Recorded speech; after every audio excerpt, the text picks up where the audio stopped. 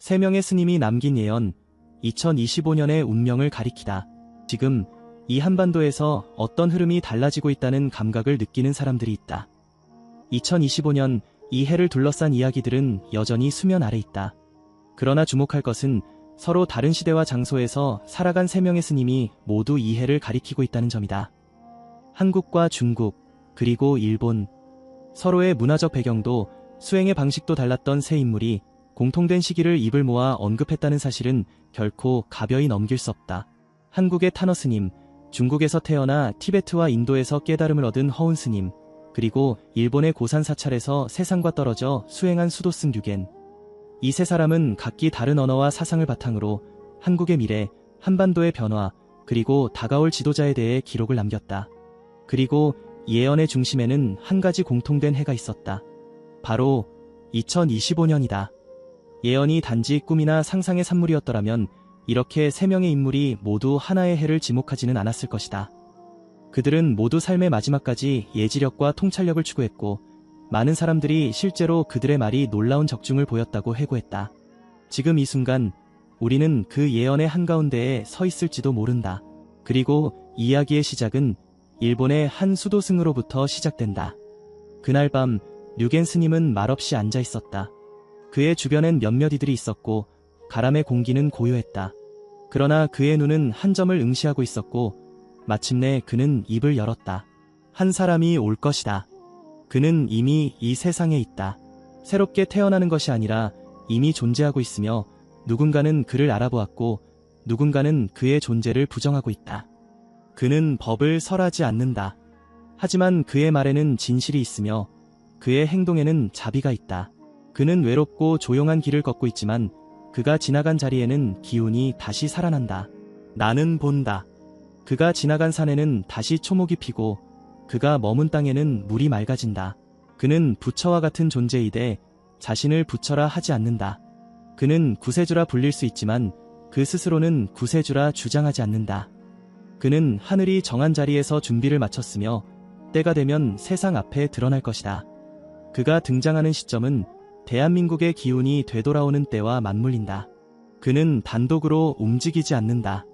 기운이 그를 따라 움직이며 법계가 그를 도와준다. 눈이 맑은 자는 그를 보고 알아보겠지만 눈이 흐린 자는 그의 존재를 보고도 부정할 것이다.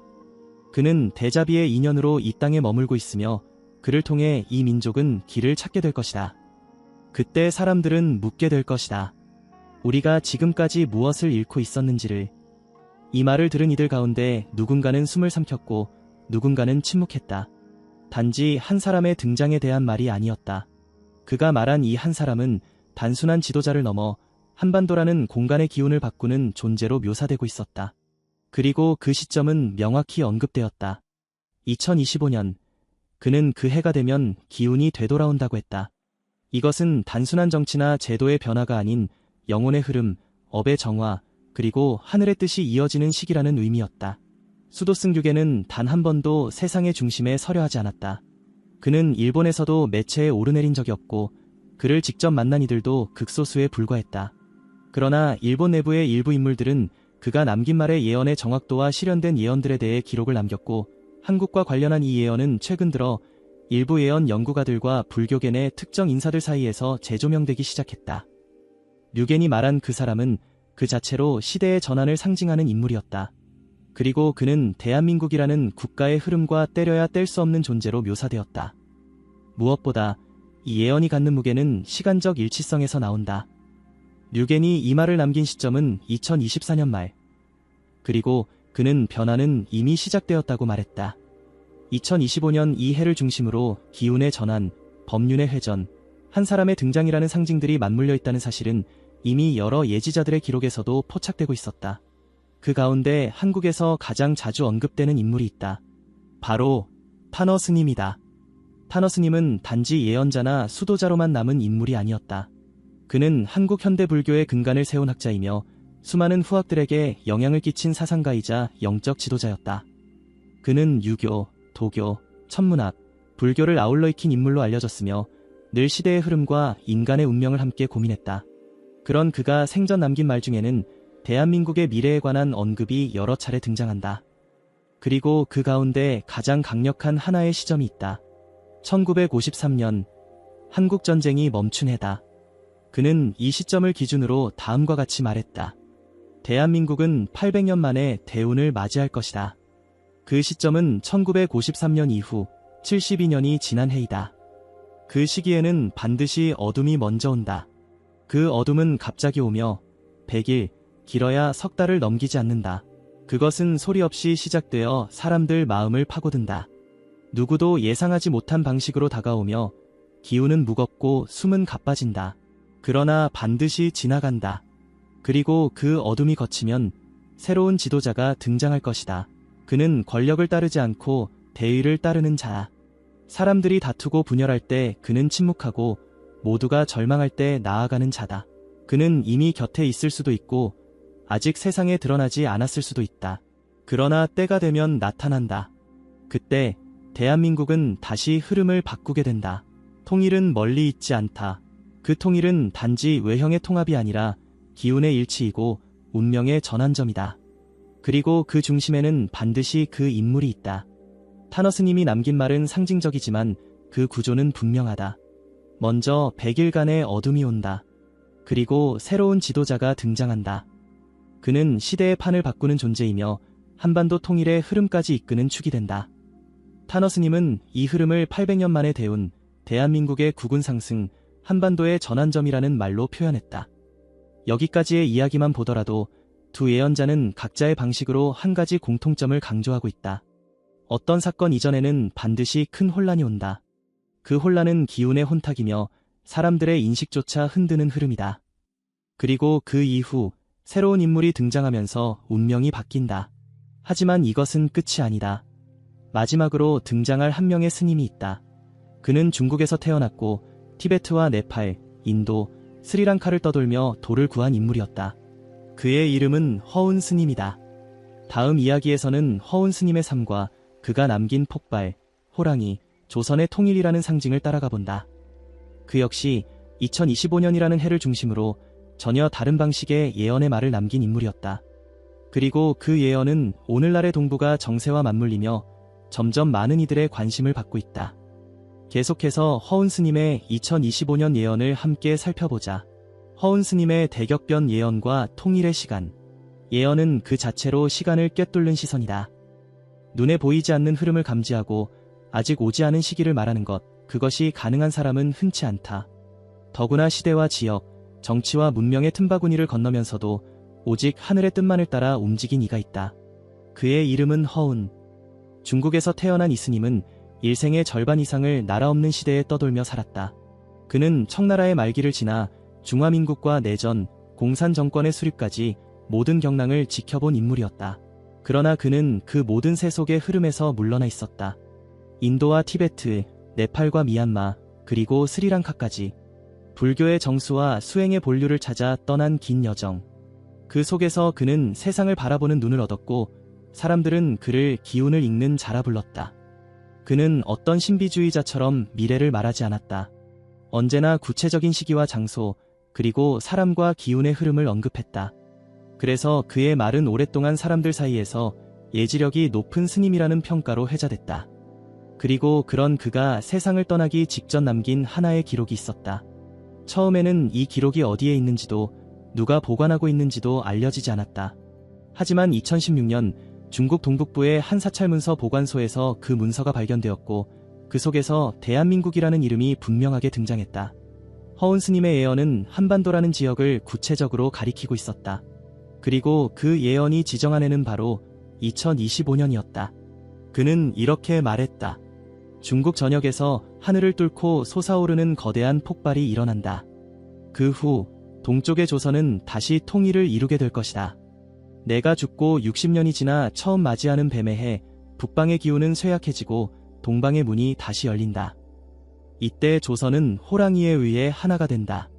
하늘에서 번개가 치고 땅이 갈라지며 도시가 무너지고 비명소리가 온 방을 가득 채운다.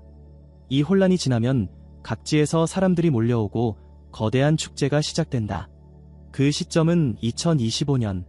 조선은 원래 세계에서 가장 지혜롭고 예에 있는 민족이었다. 그러나 오랜 세월 운이 다해 가장 가난한 나라가 되었다. 하지만 하늘과 땅에는 흐름이 있고 그 흐름은 다시 조선을 부른다. 내가 죽고 80년이 지나기 전 조선은 다시 하나가 된다. 허운 스님은 예언에서 두 가지 시점을 명확히 제시했다. 첫 번째는 자신이 세상을 떠난 해로부터 60년이 지난 시점에 처음 맞이하는 뱀의 해, 그리고 두 번째는 죽은 지 80년이 되기 전이라는 시간이다. 허운 스님이 입적한 해는 1960년, 그로부터 60년이 지난 해는 2020년이며 그 이후 처음 맞는 뱀의 해는 바로 2025년이다. 그리고 80년이 되기 전은 2040년, 즉 2025년부터 2040년 사이 한반도는 새로운 국면을 맞이하게 된다는 것이다. 더 중요한 점은 폭발과 호랑이라는 상징이다. 이 표현은 실제적 사건이자 상징적 흐름을 동시에 내포한다. 많은 예언 해석자들은 이 폭발이 단순한 군사적 충돌을 말하는 것이 아니라 국제 질서의 구조적 충격 혹은 거대한 재편의 물결을 상징한다고 보았다. 그리고 호랑이라는 존재는 2022년의 호랑이해 혹은 한반도 지형 자체의 형상과 관련지어 해석되었다. 그는 다시 이렇게 말했다. 중국은 오래도록 통일을 이루지 못한다. 그러나 북방의 기운이 무너질 때 하늘에 닿는 새로운 기운이 솟구치고 그 기운이 폭발하며 중국은 다시 강성해진다. 그러나 그 통일은 평온하지 않다. 남쪽의 섬은 거의 사라지다시피 하고 하늘을 뚫는 폭발이 전 국토를 불바다로 만든다. 하늘과 땅이 마르고 덕이 없는 자들은 살아남지 못한다. 이때 조선은 도의 기운을 품은 자에 의해 하나가 된다. 그것은 칼로 하는 통일이 아니며 문서로 묶는 합의도 아니다. 기운의 흐름이 하나로 수렴되는 순간 그 통일은 이루어진다. 이 문장에서 강조되는 것은 바로 기운의 흐름이다. 허운 스님은 단 한 번도 무력의 승리나 제도의 변화로 통일이 이루어진다고 말하지 않았다. 그는 철저히 도의 흐름, 업의 정화, 하늘의 계시, 그리고 기운의 통합을 말하고 있었다. 그가 말한 폭발은 경고처럼 들리지만 그 혼란은 오히려 정화의 시작이었다. 도시가 무너지고 비명소리가 가득하다는 표현은 불안과 고통의 시간을 말하지만 그 끝에 등장하는 것은 거대한 축제였다. 즉, 위기 이후의 부흥, 재앙 이후의 구원자, 이것이 그의 예언에서 반복되는 구조였다. 그리고 그 구조는 타너 스님과 류겐 스님이 말한 예언의 흐름과도 닮아 있었다. 먼저 혼란이 온다. 그 혼란은 누구도 막을 수 없다. 하지만 그 이후 하늘의 뜻을 받은 자, 하늘과 기운이 연결된 자, 그런 인물이 등장하면서 변화의 문이 열린다. 허운 스님은 그 인물을 도의 기운을 품은 자라고 말했다. 그가 누구인지, 언제 등장하는지는 명확히 밝히지 않았다. 그러나 분명한 것은 그 인물이 나타나는 시기와 대한민국의 기운이 되돌아오는 시점이 겹친다는 것이다. 그리고 그것이 바로 2025년으로 설정되어 있다는 점이다. 이제 우리는 세 명의 스님이 각기 다른 시공간에서 남긴 예언을 두 편에 걸쳐 살펴봤다. 일본의 수도승 류겐은 한 사람을 말했다. 한국의 타너 스님은 100일간의 어둠 이후 등장할 지도자를 말했다. 중국의 허운 스님은 폭발과 재앙 이후 등장할 도의 인물을 말했다. 그리고 이 세 사람 모두 그 흐름이 2025년을 향해 모이고 있음을 강조했다. 이제 남은 것은 이 예언들의 흐름이 어떻게 서로 닿아 있는지를 살펴보는 일이다. 그리고 그 중심에는 반드시 한 가지 질문이 놓인다. 우리는 그 사람을 알아볼 준비가 되어 있는가? 이어지는 내용에서는 다시 류겐 스님의 두 번째와 세 번째 예언으로 넘어간다. 그는 기운의 회복, 남쪽의 연꽃 같은 기운, 그리고 하늘에서 내려온 듯한 한 사람에 대해 더 자세한 언급을 남겼다. 그 이야기를 통해 우리가 바라보아야 할 방향과 준비해야 할 시점에 대해 좀 더 선명하게 확인하게 될 것이다. 류겐 스님의 연꽃 예언과 기운이 살아나는 한 사람. 2025년이 다가오며 한국 사회 곳곳에는 말로 표현하기 어려운 변화의 기류가 퍼지고 있다. 표면적인 뉴스와 사건들을 넘어서 보이지 않는 흐름 속에서 느껴지는 낯선 분위기.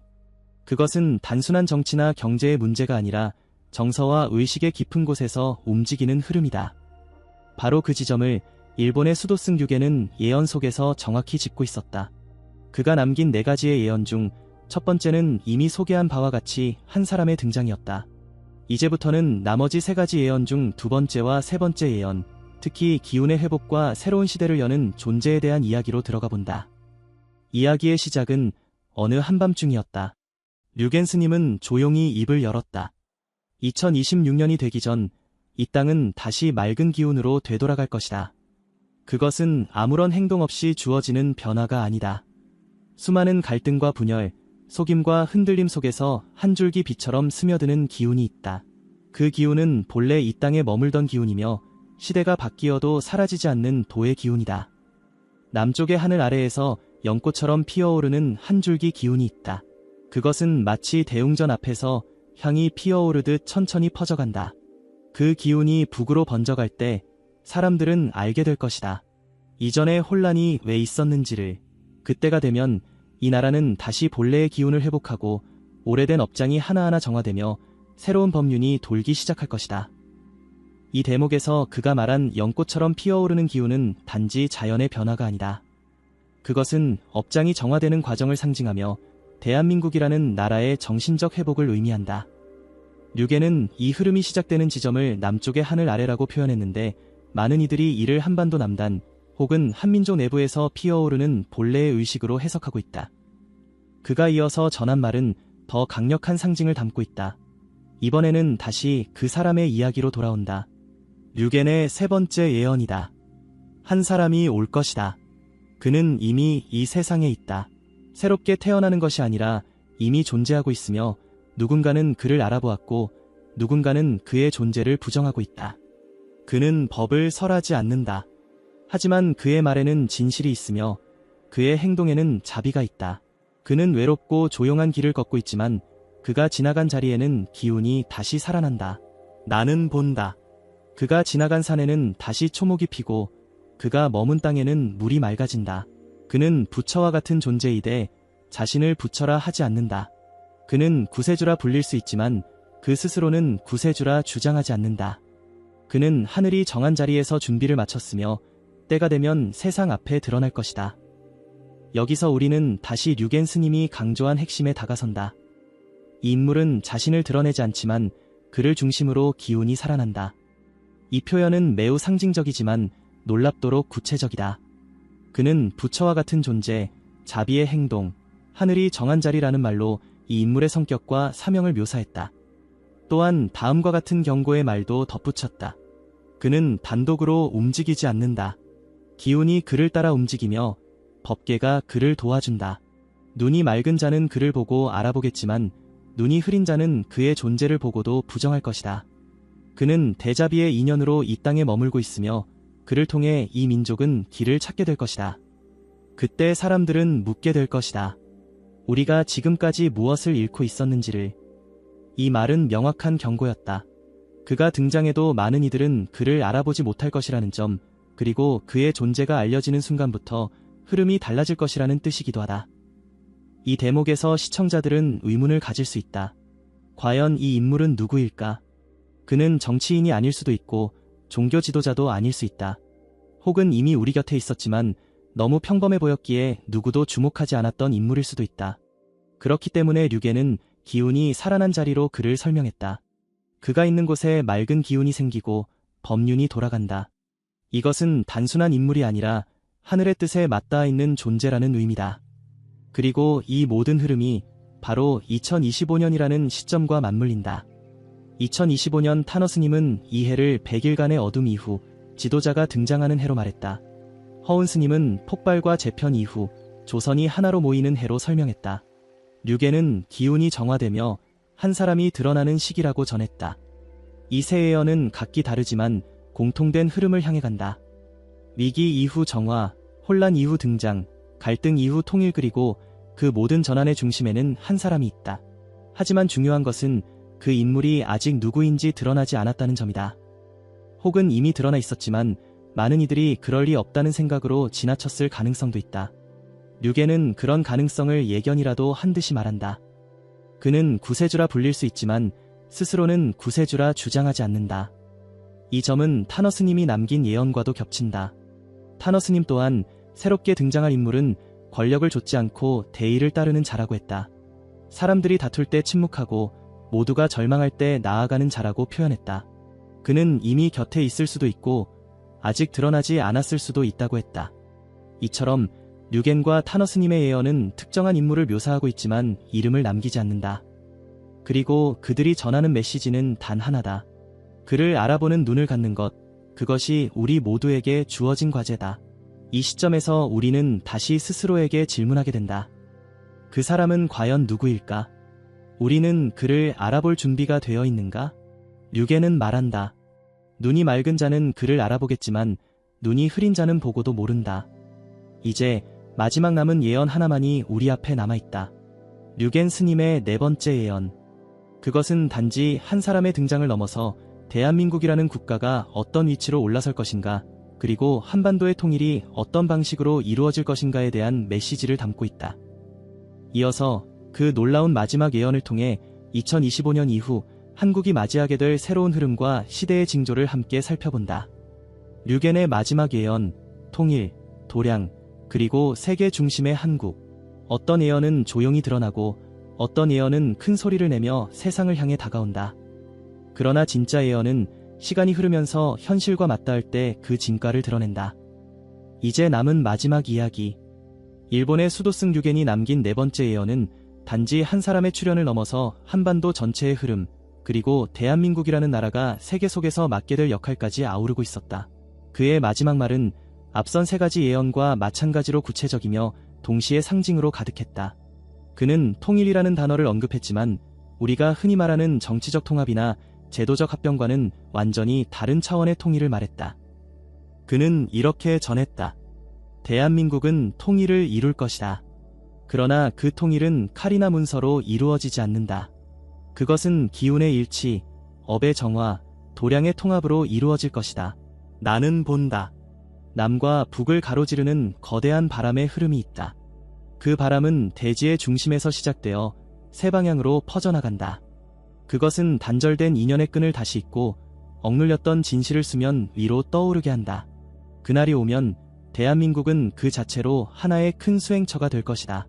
오랜 분단은 도의 실현을 위한 과정이었으며 그 과정을 거친 이 나라만이 새로운 시대의 중심이 될 수 있다. 나는 본다. 세계는 그 중심을 이곳으로 옮기게 될 것이다.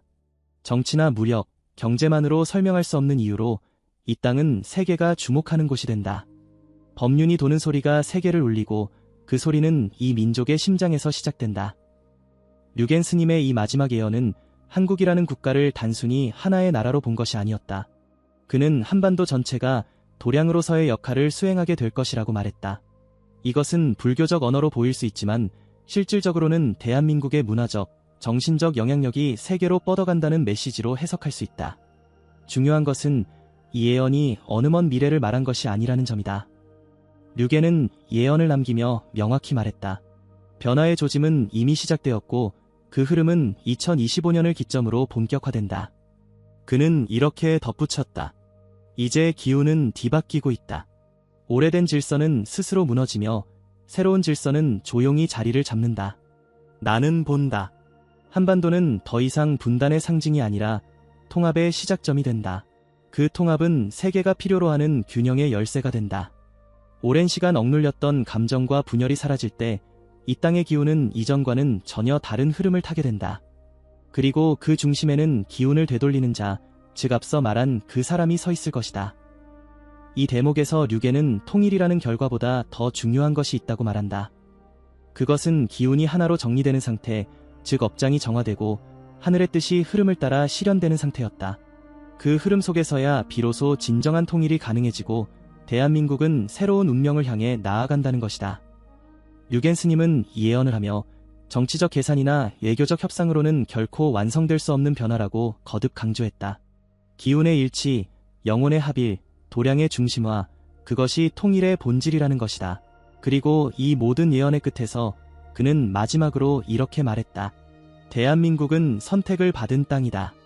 그것은 민족의 우월을 말하는 것이 아니라 이 시대의 도량이 머무는 자리가 어디인지를 말하는 것이다. 이제 그 자리가 드러나고 있으며 그 자리에 합당한 자들이 일어서고 있다. 나는 본다. 이 나라의 이름이 이제 세계의 중심에서 들리게 될 것이다. 그리고 그것이 이루어질 때 많은 이들이 뒤늦게 그 의미를 깨닫게 될 것이다. 이 예언은 시청자들에게 하나의 질문을 남긴다.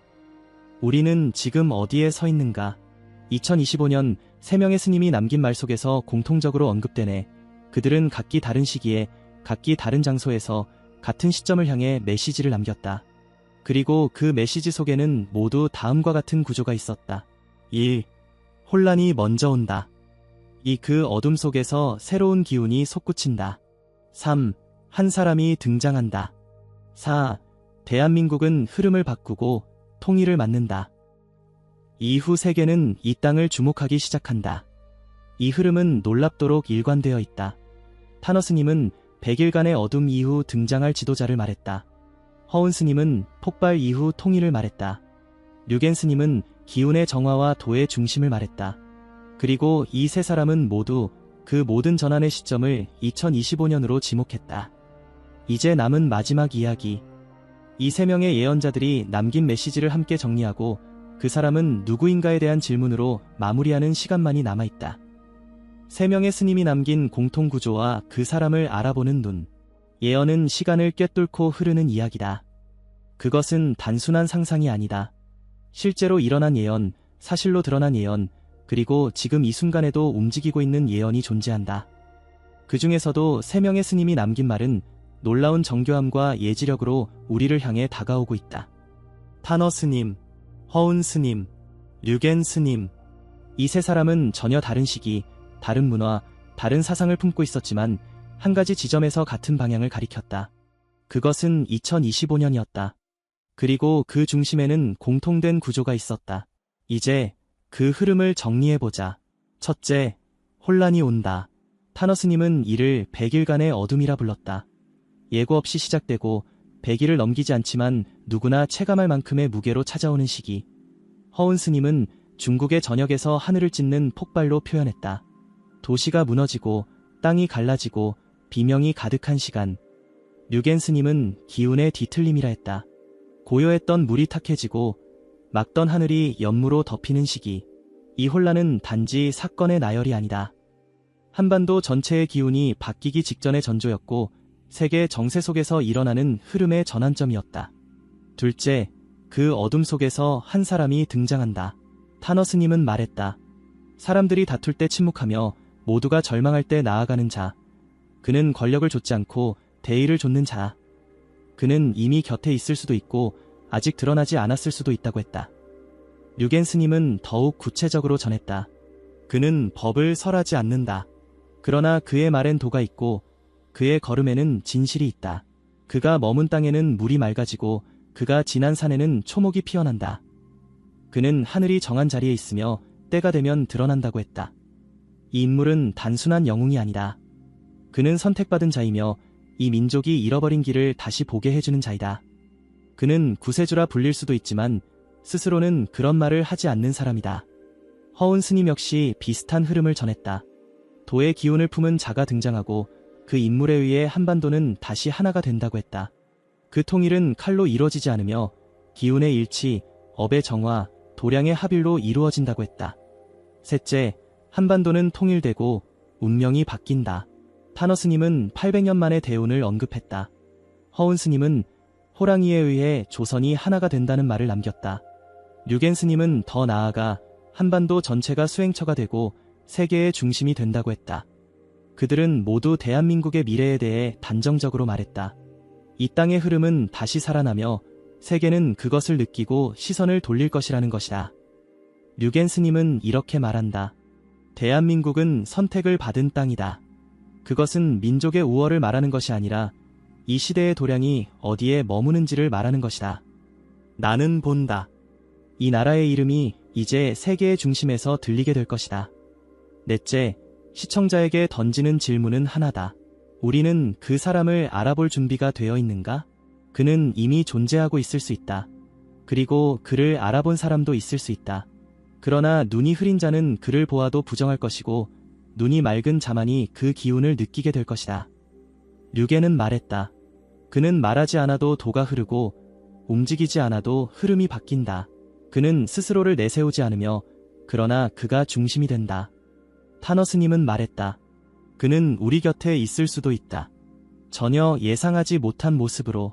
하지만 그가 나타나는 순간 모든 흐름은 방향을 바꾼다. 허운스님은 말했다. 그는 도의 기운을 품었기에 조선을 하나로 이끈다. 그 흐름은 문서로 이루어지지 않으며 마음으로 연결된 기운의 통일이다. 2025년, 우리는 지금 그 한가운데에 있다. 경제의 불안정, 혼란한 국제정세, 갈등과 분열, 예측할 수 없는 방향. 많은 이들이 말한다. 요즘 시대는 너무 빠르고 너무 불확실하다고. 그러나 이 세 명의 스님은 그 불확실함 속에서도 방향을 남겼다. 그 방향은 흐름이고 그 흐름은 준비된 자에게 문을 연다. 세 스님의 예언을 정리하면 다음과 같다. 혼란은 전조다. 그 혼란 속에서 한 사람이 드러난다. 그 사람은 구세주로 불릴 수 있으나 스스로는 그렇게 말하지 않는다. 그로 인해 한반도는 하나가 되고 도량이 되며 세계의 중심에 선다. 그 중심이 되는 해는 바로 2025년이다. 이제 남은 것은 우리 자신에게 묻는 일이다. 그 흐름을 보고 있는가? 그 징조를 느끼고 있는가? 그리고 그 사람을 알아볼 준비가 되었는가? 그는 텔레비전에 나오지 않을 수도 있다. 뉴스에 이름이 오르지 않을 수도 있다. 하지만 그가 머문 자리에는 물이 맑아지고 땅이 숨을 쉰다. 우리는 그를 알아보아야 한다. 그는 어디선가 이미 움직이고 있을지도 모른다. 그리고 그를 중심으로 기운은 정리되고 법륜은 회전한다. 그가 누구인지, 그가 어떤 길을 걸어왔는지는 아직 드러나지 않았다. 하지만 한 가지는 분명하다. 2025년이라는 해는 그를 드러낼 수 있는 시간이다. 그 흐름을 외면하지 않고 진지하게 바라보는 것, 그것이 지금 이 시대를 살아가는 우리 모두의 몫이다. 시청자 여러분은 어떻게 생각하십니까? 타너 스님과 허운 스님, 류겐 스님이 말한 그 사람이 누구라고 생각하십니까? 혹시 이미 떠오르는 인물이 있으십니까? 댓글로 여러분의 생각을 남겨주세요. 그 이름이 맞을 수도 있고 아닐 수도 있습니다. 하지만 누군가는 분명 이미 그를 알아보았다고 예언자는 말했습니다.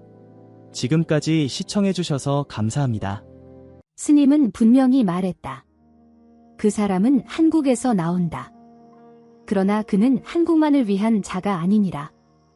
이것이 바로 지금 전해드릴 이야기의 끝에서 등장할 운명의 인물이다. 하지만 그 사람이 등장하기 전 스님은 세상의 흐름이 어떻게 바뀔지를 먼저 말하였다. 그것은 예언이라기보다 누군가에게는 경고였고 또 누군가에게는 해답이었다. 그 모든 이야기는 이 고요한 산속에서 시작되었다. 중국 구이저우성. 운무가 뒤덮인 검푸른 산맥과 계곡 사이, 인간의 발길조차 오래전 끊긴 산비탈 깊숙한 곳에 작은 사찰 하나가 있었다. 현지 사람들은 그곳을 룽산사라 불렀다. 그리고 그 사찰에는 단 한 사람, 신산이라 불리는 스님이 거처하고 있었다. 그는 거의 말을 하지 않았다. 수십 년 동안 침묵을 지킨 자였고 그의 입에서 예지의 말이 나온 건 단 3번이었다. 그런데 그 3번의 말은 전부 현실이 되었다. 최고 적중률의 예언가. 영성이 최고조에 달한 스님, 현지인들은 그렇게 불렀다. 그런 그가 생애 마지막으로 입을 열었다. 그 대상은 뜻밖에도 한국이었다. 한반도, 대한민국, 그리고 그 땅에서 일어날 4가지의 흐름에 대하여 스님은 산 위에 작은 법좌를 놓고 제자들을 불렀다. 그날은 2024년 초여름이었다고 한다. 햇빛이 구름 사이로 내려앉고 짧은 바람이 산사의 풍경을 울리던 시간. 그는 제자들에게 말했다. 너희는 잘 들어라. 이 말은 마지막 말이 될 것이다. 그리곤 잠시 눈을 감았다. 그리고 이렇게 말문을 열었다. 먼 훗날 사람들은 지금을 되돌아보며 어찌 그때 깨어나지 못했는가 하고 한탄할 것이다. 그러니 지금 말하겠다. 이것은 내가 본 것, 계시 받은 것이니라. 그는 예언을 4가지 흐름으로 나누어 전했다. 그리고 그 첫 번째는 세상의 질서가 통째로 뒤집히는 계시였다. 첫 번째 예언.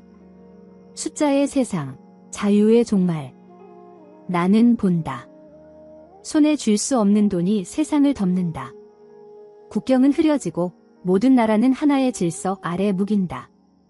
사람들은 그것을 기술의 혁신이라 부른다. 그러나 나는 그것을 숫자의 족쇄라 부른다. 신산 스님의 음성은 낮고 묵직했다고 한다. 그는 계속해서 말을 이어나갔다. 사람들은 종이를 버렸다. 동전을 버렸다. 은행을 버렸다. 그들이 얻은 것은 속도였으나 잃은 것은 자유였다. 이제 사람들은 허락 없이 살 수 없다. 이름은 사라지고 숫자만이 남는다. 그 숫자는 손등에 찍히고 이마에 새겨진다. 그 숫자가 없으면 먹을 수도, 살 수도, 이동할 수도 없다. 그것은 돈이 아니다. 그것은 허락이다. 그 말에 제자들이 숨을 죽였다고 한다. 왜냐하면 신산스님은 외부 세계를 아는 이가 아니었다. 텔레비전도 휴대전화도 없던 자가 어찌 이런 흐름을 알았단 말인가? 하지만 그는 계속 말했다. 사람들은 처음에 그것을 받아들인다. 편리함 때문이었다. 지갑이 필요 없어졌고 줄을 설 필요도 없었다.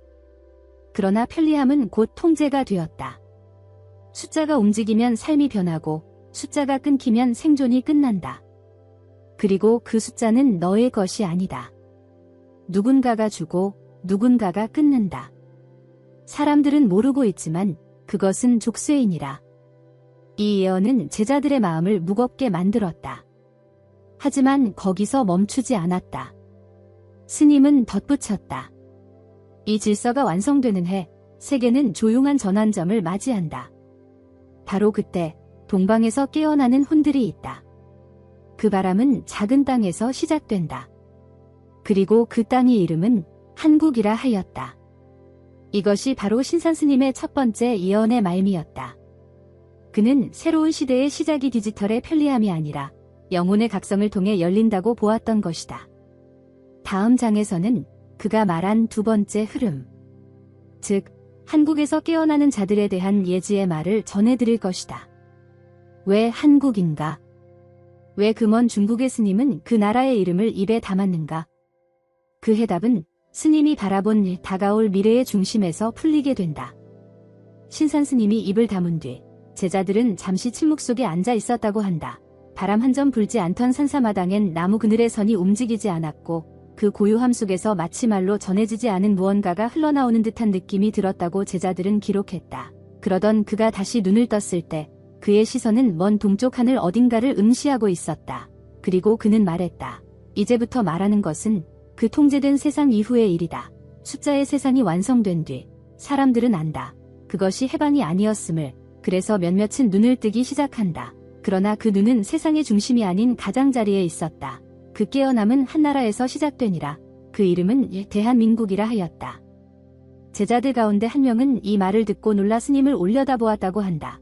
그 스님은 평생 특정 국가의 이름을 입에 담은 적이 없던 분이었다. 심지어 중국조차 나라 이름으로 말한 적이 거의 없었고 늘 이쪽, 저쪽 혹은 하늘 아래 다른 방향이라 불렀던 이가 분명히 대한민국이라는 말을 했다는 것은 제자들의 기억에 강하게 새겨질 수밖에 없었다고 한다. 신산스님은 그 나라에 대해 계속해서 말을 이었다. 깨어나는 자들은 크지 않다. 그 수는 많지 않고 시작은 소리 없이 움직인다. 그러나 그것은 물처럼 흐르고 불처럼 번진다. 처음엔 마음으로 깨어나고 그 다음엔 삶의 방식으로 드러나며 마침내는 그들의 말과 침묵이 세상을 흔들게 된다. 사람들은 이해하지 못한다. 왜 그렇게도 작은 나라에서 이 바람이 시작되는지를. 그러나 나는 그것이 영혼의 흐름이라 하였다. 그는 이어서 이렇게 말한다.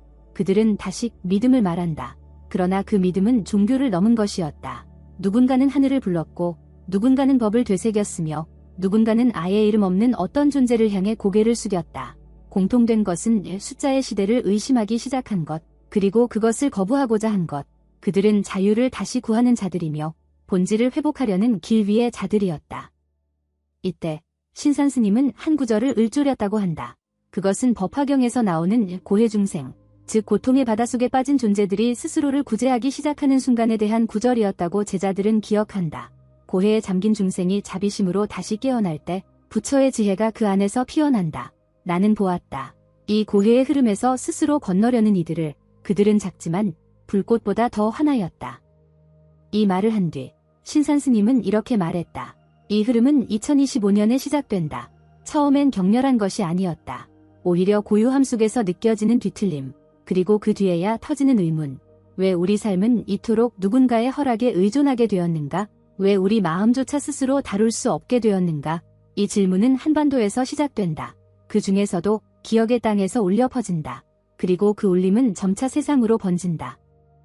이 말 속에는 한 가지 중요한 전환이 포함되어 있었다.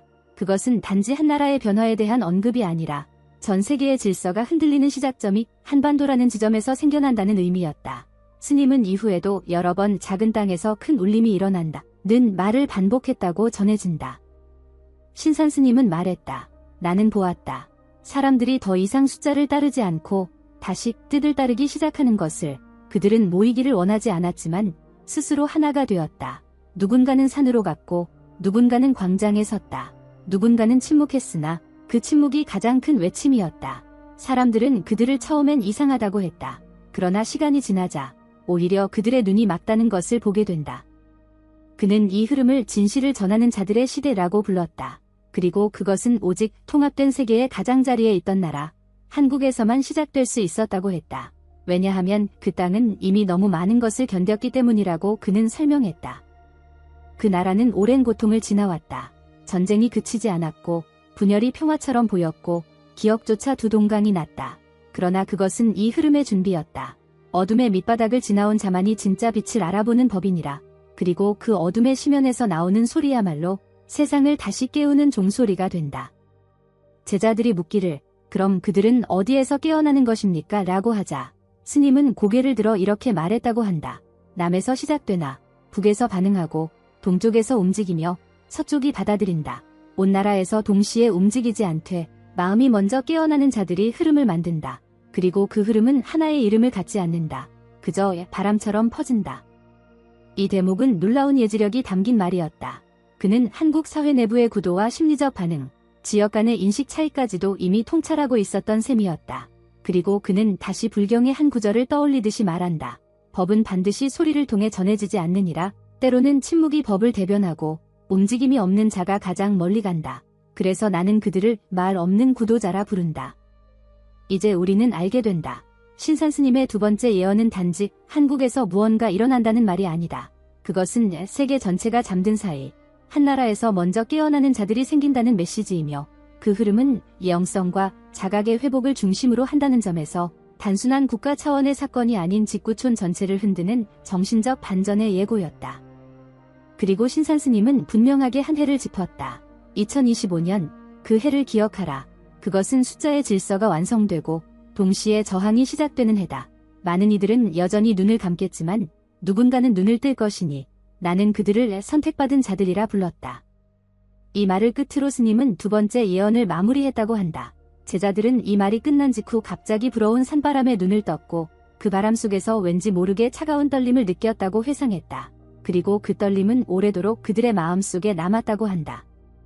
그렇게 두 번째 예언이 끝났고 이제 남은 것은 세 번째 이야기, 그 깨어남의 바람 이후 왜 한국이 실현의 땅이 되어야 했는가에 대한 스님의 예언이다.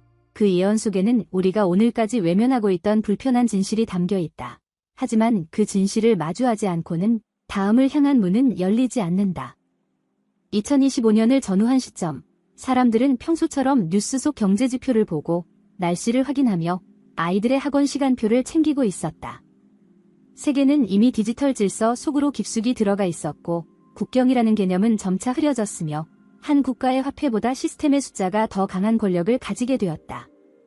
사람들은 이 변화에 적응하며 살아가는 줄 알았지만 어느 날부터인가 설명할 수 없는 이상한 정적이 흐르기 시작했다.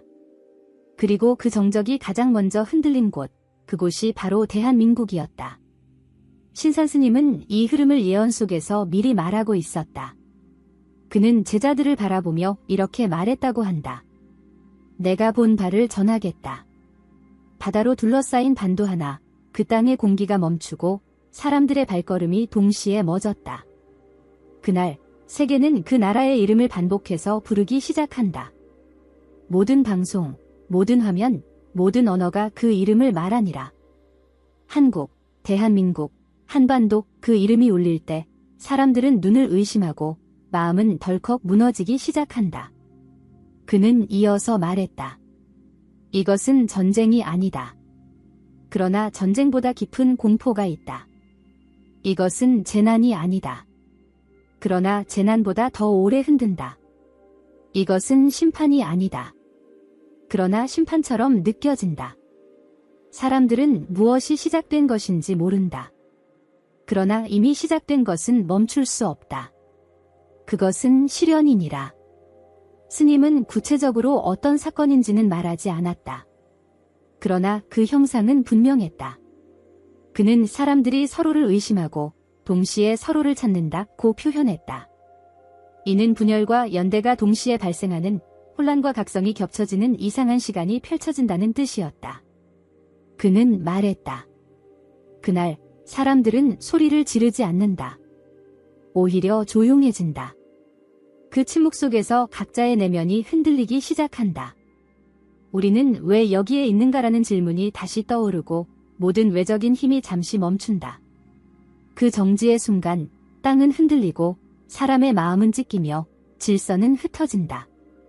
제자들은 그 말이 무서웠다고 기록했다. 그러나 신산스님은 그 시련의 의미를 두려움이 아닌 변화의 신호로 풀어갔다. 그는 말했다. 시련은 무너뜨리기 위한 것이 아니다. 시험은 가려내기 위한 것이 아니라 드러내기 위한 것이다. 이 시련은 그 땅이 품고 있던 것을 보여주는 문이다. 그 안에 잠들어 있던 기억과 뜻이 깨어나는 순간이 된다. 그는 한 발 더 나아가 다음과 같은 말을 남겼다. 이 땅의 고통은 우연이 아니었다. 과거의 역사, 끊임없는 침탈과 분단, 반복되는 분열과 상처는 모두 이 시기를 위한 준비였느니라. 이 시련은 갑자기 닥치는 것이 아니라 이미 오래전부터 그 씨앗이 심겨져 있었다. 다만 사람들은 그것이 고통이라 생각했을 뿐이다. 그리고 그는 말했다. 시련이 시작되는 해는 2025년 을사년, 그 해를 기억하라. 대지는 진동하고 바다는 잠시 숨을 멈추며 사람들은 마음 깊은 곳에서 무언가를 느끼기 시작한다. 누군가는 그걸 불안이라 하고 누군가는 징조라 하며 또 누군가는 하늘에 뜬이라 말할 것이다. 그러나 그 모든 것은 깨달음을 향한 입구이다. 그 입구를 지나야 비로소 진실에 도달할 수 있느니라. 스님의 말은 절제된 듯했지만 그 안에 담긴 무게는 헤아릴 수 없었다. 그가 말하는 시련은 단지 사건 하나를 말하는 것이 아니었다. 그것은 한 사회의 전방위적 동요, 영혼의 요동, 국가의 정체성에 대한 혼란과 재정애, 그리고 그 안에서 깨어나는 의미의 회복에 대한 이야기였다. 그는 법화경의 한 구절을 인용하며 이렇게 말했다고 한다. 재불은 고통을 감추지 않으셨고 세상은 진리를 숨기지 않으니 때가 되면 바른 법은 어둠 속에서 빛을 드러낸다. 이 시련이 바로 그때다. 그 땅은 무너지지 않는다. 그 땅은 흔들릴지언정 사라지지 않는다. 왜냐하면 그 땅은 다시 시작될 것이기 때문이다.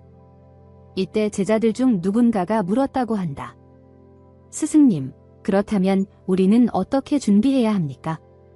이 시련을 피할 수는 없습니까? 그러자 스님은 조용히 고개를 저으며 말했다. 피할 수는 없다. 다만 깨어 있을 수는 있다. 그 깨어 있음은 어떤 권력도 어떤 기술도 줄 수 없는 것이다. 그것은 오직 내면에서부터 생겨나는 것이니 그날을 준비하는 자는 오늘 자신의 마음을 닦아야 한다. 이 말은 마치 불교에서 말하는 선정의 의미와 닿아 있었다. 혼란 속에서도 고요히 깨어있는 상태, 외부의 소음이 내부를 흔들 수 없는 상태. 스님은 그러한 준비가야말로 시련을 건너는 유일한 방법이라 했다. 그리고 그는 이렇게 말했다. 이 땅은 선택받은 자들의 시험장이 된다. 세계는 지켜볼 것이다. 저마다 자신의 질서를 흔들어 본 적 없는 이들이 이 작은 나라의 변화를 통해 스스로를 돌아보기 시작한다. 한반도는 단지 영토가 아니라 전 세계 영혼들의 거울이 되는 시기를 맞는다. 그 말은 곧 현실이 될 수도 있다. 왜냐하면 이미 국제 정세는 빠르게 변화하고 있고 경제의 흐름은 극도로 불안정해지고 있으며 사람들의 신뢰는 점점 시스템이 아닌 삶의 본질로 향하고 있기 때문이다. 지금 이 시대는 단지 기술이 진보한 시대가 아니라 사람들이 진실을 전하는 자를 찾기 시작한 시기이기도 하다. 그리고 신산스님은 그 흐름의 정점에서 한 사람에 대해 말하기 시작했다. 바로 다음 예언, 네 번째 말이었다. 그 인물은 시련의 한가운데에서 등장하며 세계의 눈길을 받지만 그 이름을 거부한다고 했다. 그 사람은 단지 지도자가 아니며 단지 종교인이 아니며 단지 지식인이 아니었다. 그는 존재 자체로 방향을 제시하는 자였다. 그가 누구인지는 아직 아무도 모른다. 그러나 스님은 분명히 말했다. 그는 혼자가 아니다. 그와 함께 깨어나는 영혼들이 있다. 그들이 세계를 바꾸게 된다. 그리고 그 시작은 2025년이다. 혼란은 끝나지 않았다. 2025년은 단지 시작이었다. 세상의 구조는 무너진 것이 아니라 새롭게 재편되는 중이었다. 사람들은 여전히 불안을 품고 하루하루를 살아갔다. 숫자의 질서는 확고했고 인간의 마음은 여전히 방황했으며 한반도는 이전과는 다른 정적을 맞이하고 있었다. 전쟁은 없었지만 사람들은 싸우고 있었고 재난은 없었지만 사람들의 눈동자는 공포로 가득 차 있었다. 그리고 그때 신산스님의 마지막 예언이 현실로 드러나기 시작했다. 제자들 사이에선 이렇게 전해진다. 그는 나타났습니다. 그러나 그는 누구도 원하지 않았고 누구도 몰랐으며 오직 때가 되어야만 알 수 있는 자였습니다. 신산스님은 네 번째 예언에서 한 사람을 언급했다. 그는 그 사람의 이름을 말하지 않았다. 출신도, 배경도, 어떤 단체도 언급하지 않았다. 그러나 단 한 가지, 그의 존재에 대해선 이렇게 말했다고 한다. 나는 보았다. 사람들이 뿔뿔이 흩어져 있는 그 혼란의 시기에 중심으로 걸어 들어가는 한 사람을. 그는 군중의 앞이 아니라 안쪽에 있었다. 그는 높은 자리에 있지 않았고 방송에도 나오지 않았다. 그러나 그가 말한 단 한 문장은 세상의 많은 것을 움직이게 하였다. 그는 말했다. 그는 지도자가 아니었다. 그러나 사람들은 그에게 길을 물었다. 그는 종교인이 아니었다. 그러나 사람들은 그에게 의미를 물었다. 그는 구세주가 아니었다. 그러나 사람들은 그에게 기대를 걸었다. 신산스님은 이 인물을 방향을 가리킨 자라고 불렀다. 왜냐하면 그는 사람들을 어디로 끌고 간 것이 아니라 자신의 존재로 길을 비추는 자였기 때문이다. 스님은 이렇게 말했다. 그는 말하지 않았다. 다만 묻는 이가 있으면 대답했다. 그의 눈빛은 흔들리지 않았고 그의 걸음은 느렸으나 결코 멈추지 않았다. 사람들은 그의 옷을 기억하지 않는다. 그러나 그의 눈을 기억한다. 그 눈동자 안에는 분노도 공포도 없었고 오직 연민과 확신만이 있었다. 그가 처음 등장했을 때 사람들은 그를 의심했다. 누군가는 그를 이용하려 했고 누군가는 그를 시험하려 했으며 누군가는 그를 두려워했다. 하지만 그는 어느 것도 받아들이지 않았다. 스님은 이 대목에서 이렇게 덧붙였다. 그는 높임을 받는 것을 거부했다. 사람들은 그를 구원자라 불렀으나 그는 말했다. 나는 그런 이름을 원한 적이 없다. 내가 하는 일은 나로부터 온 것이 아니다. 다만 내가 받은 뜻을 따라 움직일 뿐이다. 이 말은 제자들에게 큰 울림을 남겼다. 왜냐하면 그 말 속에는 하늘의 뜻을 자처하지 않으면서도 하늘의 흐름에 순응하는 자의 태도가 있었기 때문이다. 그는 자신을 높이지도 않았고 숨기지도 않았다. 그는 그저 함께 걸었다. 스님은 말했다. 그는 지도자가 아니다. 그러나 그와 함께한 자들은 지도자보다 멀리 갔다. 그는 구원자가 아니다. 그러나 그를 본 자들은 스스로를 구했다. 그는 예언자가 아니다. 그러나 그의 말은 마치 오래된 계시처럼 사람들의 마음속을 두드렸다. 신산스님은 불교의 용어로 그를 법신을 따르지 않되 스스로 법을 구현하는 자라 설명했다. 즉 그는 스스로를 스승이라 자처하지 않았지만 사람들이 그로부터 스스로의 길을 다시 찾게 만드는 존재였다는 뜻이었다. 법화경에서는 이러한 존재를 자각각타라하며 스스로를 깨우고 남을 깨우는 자라 하였다. 스님은 이렇게 정리했다.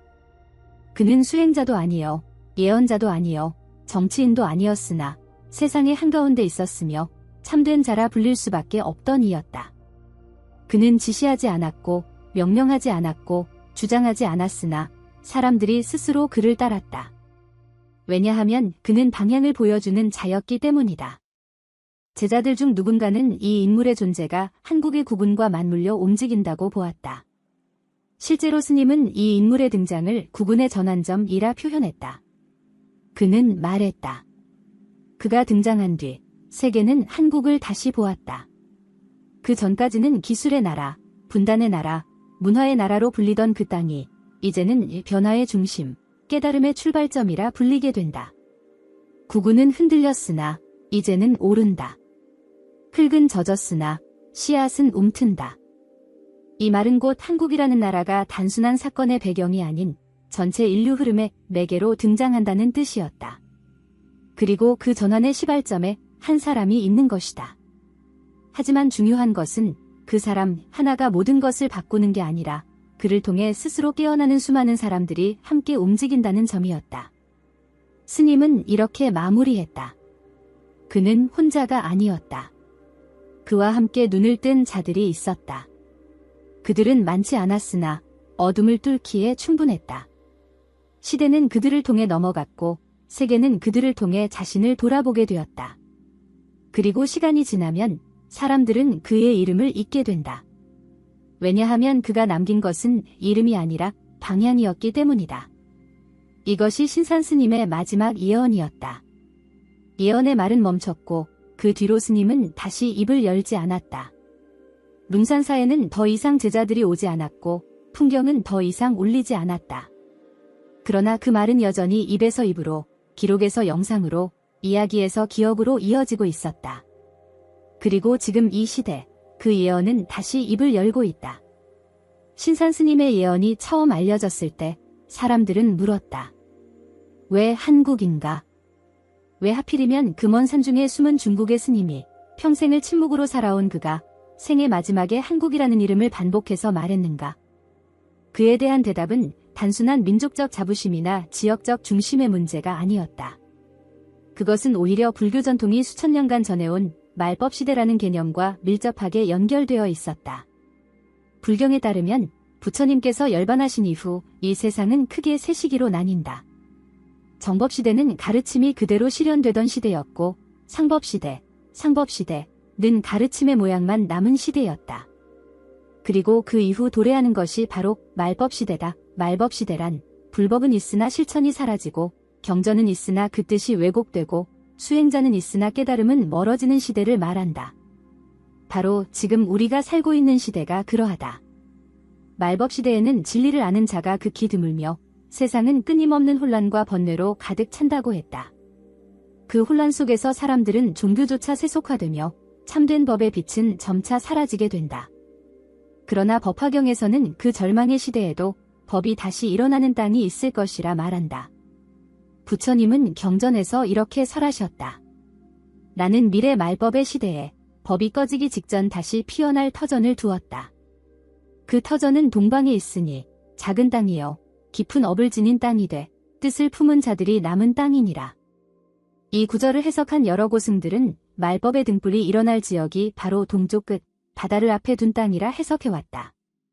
일부는 그것을 일본이라 했고 또 일부는 중국이라 했지만 현대에 들어 여러 학자와 불자들은 이 예언의 흐름이 한국이라는 지점에 닿아 있음을 강조해왔다.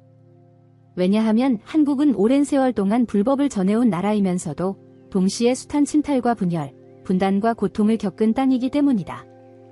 고난과 업장이 짙은 땅일수록 깨달음의 가능성 또한 깊다. 바로 그 점에서 신산스님의 예언은 불경의 흐름과 맞닿아 있다. 그는 말했다. 나는 보았다. 그 땅이 숱한 고통을 지나오며 무언가를 품어온 것을. 그 고통은 저주가 아니었다. 그것은 이 시대가 요청한 수행이었다.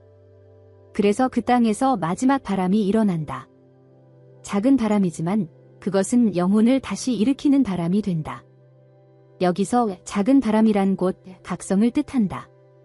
신산스님은 한국을 업의 무게를 모두 안고 견뎌온 땅이라 말했다.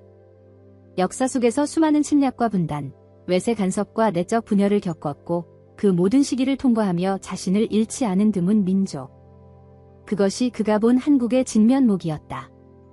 그는 이렇게 덧붙인다. 말법시대는 누구에게나 온다. 그러나 누구나 깨어날 수 있는 것은 아니다. 깨어날 수 있는 이는 고통을 안고 침묵한 자들이니라. 그들은 스스로를 높이지 않았고 스스로를 구하려 하지 않았다. 그러나 그들은 그 시간들을 견디며 묵묵히 길을 이어온 이들이다. 바로 그들의 땅에서 새 법이 깨어나리라. 스님은 법화경의 다른 구절을 인용하며 이 땅의 사명을 다음과 같이 요약했다. 이 땅은 자비를 행하되 이름을 구하지 않고 지혜를 품되 드러내지 않는다. 그래서 세상은 그 땅을 작게 보나 하늘은 그 땅을 크다 말하느니라.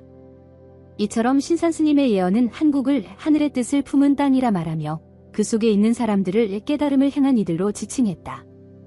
단지 한 민족의 미래가 아니라 세계 질서의 전환점에서 정신적 회복을 일으킬 수 있는 중심지로 보았던 것이다. 이와 같은 시선은 단지 불교적 세계관에만 국한되지 않는다. 동서양을 막론하고 영적인 예언과 계시의 흐름 속에서 한국이라는 땅이 마지막 열쇠처럼 언급되는 경우가 있다. 신산스님의 예언은 그 흐름을 불경의 언어로 풀어낸 것이었고 그 중심에 있는 개념이 바로 말법의 전환이다. 이제 시청자 여러분은 아마도 조금씩 느끼게 되었을 것이다. 왜 스님은 말하지 않던 입을 열었는지, 왜 그는 수천 년 법맥의 끝에서 지금의 이 시대를 지목했는지, 왜 한국이라는 나라가 그의 마지막 예언에서 중심이 되었는지. 그것은 단지 기술의 나라, 유행의 나라, 분단의 나라가 아니라 고통을 통과한 영혼의 집단이 깨어나는 땅이기 때문이었다. 그는 마지막으로 이렇게 말했다고 한다. 사람들은 이름을 쫓는다. 그러나 이 시대에 필요한 것은 이름이 아니라 방향이니라. 나는 방향을 본다. 그 방향은 북쪽에서 시작되지 않았고 남쪽에서 태어나지 않았다. 그것은 깊은 침묵에서 일어나는 움직임이었으며 작은 울림이 큰 세계를 흔드는 순간이었다. 그리고 그 시작은 이 땅에서 비롯되느니라.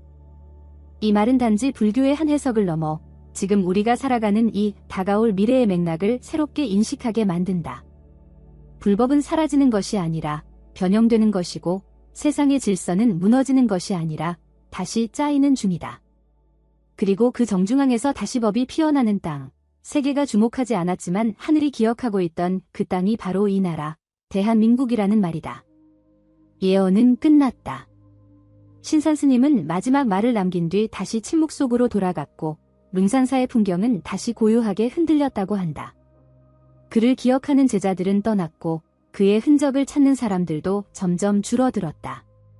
그러나 이상하게도 그가 남긴 말들은 사라지지 않았다. 오히려 시간이 흐를수록 더 선명하게 입에서 입으로, 그래서 영상으로, 낡은 노트에서 기억으로 퍼져나가기 시작했다. 그리고 오늘 그 예언은 다시 우리 앞에 도달하고 있다. 우리는 물어야 한다. 왜 지금인가? 왜 하필이면 2025년인가? 왜 그토록 오랜 침묵 끝에 그가 마지막으로 입을 연 대상이 대한민국이었는가? 왜 그 예언의 중심의 숫자와 통제, 깨어나는 영혼, 실현, 그리고 그 사람이 차례로 등장했는가? 그 해답은 이 한 문장에 있다. 지금이 흐름이 바뀌는 시기이기 때문이다. 신산스님의 4가지 예언은 단절된 이야기가 아니었다. 그것은 하나의 흐름이었다.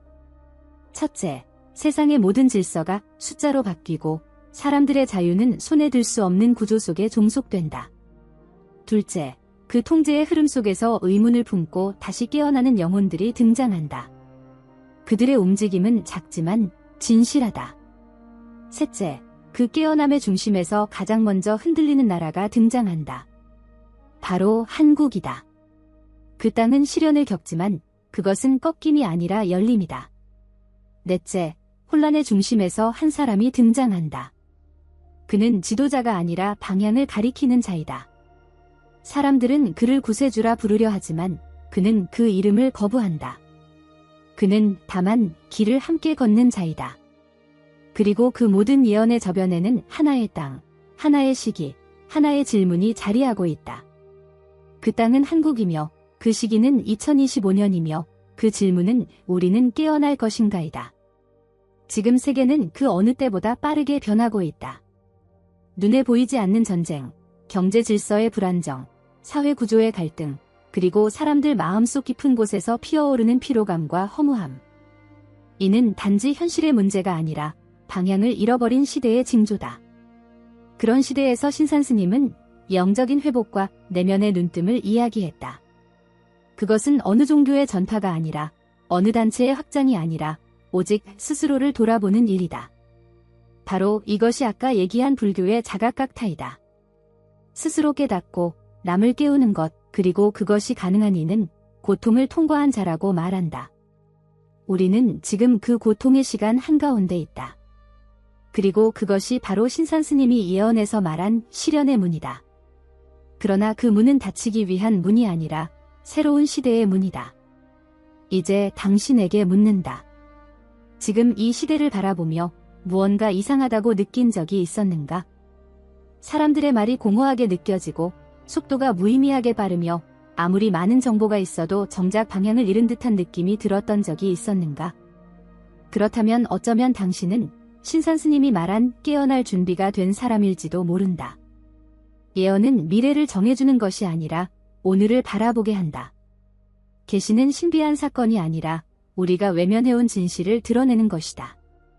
신산스님의 말이 우리에게 다시 다가오는 이유는 지금이야말로 그 선택의 시기이기 때문이다. 2025년, 그것은 단지 하나의 해가 아니라 구분이 변하고 질서가 이동하며 방향이 다시 정립되는 운명의 해이다. 그 흐름 안에서 한국은 작지만 중심이 되는 땅으로 떠오르고 있으며 이 땅에서 태어난 수많은 사람들이 그 흐름을 바꾸는 역할을 하게 될 것이다. 그리고 그 흐름을 결정짓는 것은 결코 한 사람의 카리스마나 누군가의 명령이 아니다. 그것은 지금 이 이야기를 듣고 있는 당신이 깨어나려는가 아닌가에 달려있다. 신산스님은 말했다. 나는 미래를 보았다. 그러나 그것은 정해진 미래가 아니었다. 그것은 흐름이었고 경고였고 가능성이었다.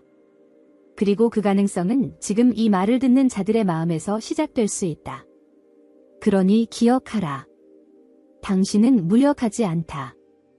당신은 중심에 있다. 당신은 선택받은 자일 수 있다. 예언은 끝났다. 그러나 이야기는 이제 시작된다. 그리고 이 흐름은 당신의 마음이 움직일 때 진짜로 작동하기 시작한다. 이상으로 2025년 한국 미래를 예언한 스님의 말씀을 알아보았습니다. 도움이 조금이라도 되셨다면 댓글로 응원의 말씀 한마디 해주시면 정말 감사하겠습니다. 시청해주셔서 감사합니다. 일본 대지진 예언은 모두 예언서를 따라 쓴 것에 불과하다. 여기에는 놀랍게도 한반도도 언급되어 있다.